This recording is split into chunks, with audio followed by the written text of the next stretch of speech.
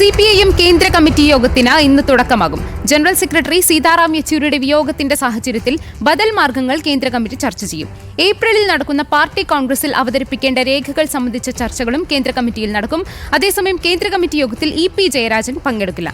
ആദിൽ പാലൂടന്റെ വിശദാംശങ്ങളുമായി. ആദിൽ, ഇപ്പോൾ CPIM കേന്ദ്ര കമ്മിറ്റി യോഗത്തിന് തുടക്കമാകുമ്പോൾ എന്തെല്ലാം കാര്യങ്ങളായിരിക്കും പ്രധാനമായും യോഗത്തിൽ അജണ്ടയാവുക?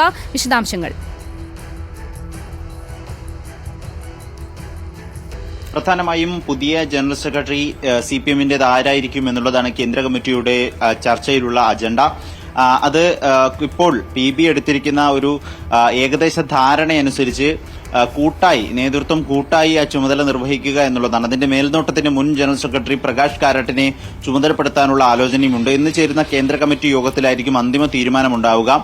CPM-ൽ ആദ്യമായാണ് ജനറൽ സെക്രട്ടറി സ്ഥാനത്തിരിക്കുന്ന ഒരാൾ മരണപ്പെടുകയും പകരം പുതിയൊരാളെ തെരഞ്ഞെടുക്കേണ്ടി വരുന്ന സാഹചര്യം ഉണ്ടാകുന്നത്. അതുകൊണ്ട് തന്നെ ഒരു പുതിയ അനുഭവമാണ് CPM-നെ സംബന്ധിച്ചിടത്തോളം. പാർട്ടി കോൺഗ്രസ് ഇനി വരാനുണ്ട്. പുതിയ ജനറൽ സെക്രട്ടറിയെ സ്ഥിരമായി തന്നെ നിയമിക്കേണ്ട സാഹചര്യം ഉണ്ടായിരിക്കെ താൽക്കാലിക ചുമതല എന്ന നിലയ്ക്ക് പുതിയൊരാളെ കൊണ്ടുവരണോ എന്ന ചോദ്യമുണ്ട്.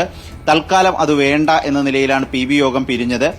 പ്രത്യേകിച്ച് കൂട്ടായി പാർട്ടിയിലെ നേതാക്കൾ PB അംഗങ്ങൾ കൂട്ടായ ചുമതല നിർവഹിക്കുക, അതിന്റെ മേൽനോട്ടത്തിന് പ്രകാശ് കാരാട്ടിനെ കൊണ്ടുവരിക എന്ന നിലയിലാണ് ഇപ്പോൾ ഉള്ളത്.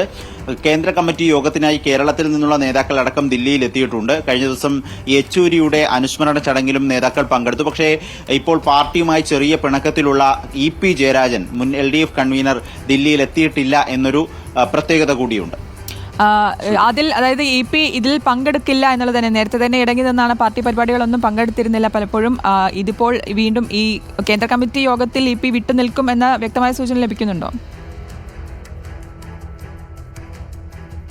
അങ്ങനെ തന്നെയാണ് കരുതുന്നത്. സ്വാഭാവികമായും അദ്ദേഹം ദില്ലിയിൽ എത്തിയിട്ടില്ല. ഈ കേന്ദ്ര കമ്മിറ്റി യോഗത്തിൽ പ്രത്യേകിച്ച് LDF-ന്റെ കൺവീനർ സ്ഥാനത്ത് നിന്ന് മാറ്റിയ ശേഷമുള്ള കേന്ദ്ര കമ്മിറ്റി യോഗമാണ്, ആദ്യത്തെ കേന്ദ്ര കമ്മിറ്റി യോഗമാണ്. ഈ കേന്ദ്ര കമ്മിറ്റി യോഗത്തിൽ കഴിഞ്ഞ ദിവസങ്ങളിൽ പല പരിപാടികളിലും പാർട്ടിയിൽ ഇത് പങ്കെടുത്തിരുന്നില്ല.